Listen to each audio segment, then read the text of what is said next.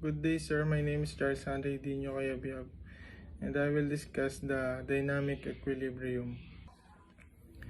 Dynamic equilibrium occurs when the rate of a forward reactions equals the rate of a reverse reaction in a closed system, resulting in a constant concentration of reactants and products. Problem number 1. Consider the following equilibrium reaction. Ag is equal to Bg.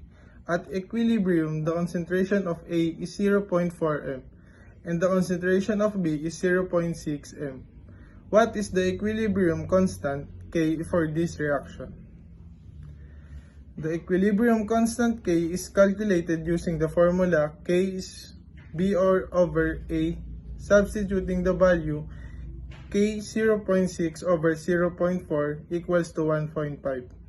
So the equilibrium constant for this reaction is 1.5.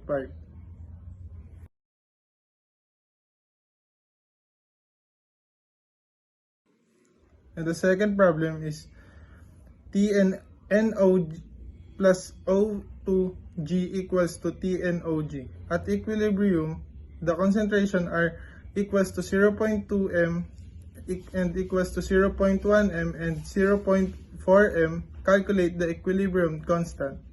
Using the equilibrium expression, K is equal to 0.4 squared over 0.2 squared times 0.1 is equal to 0.16 over 0.4 times 0.1 equals 0.16 over 0.004.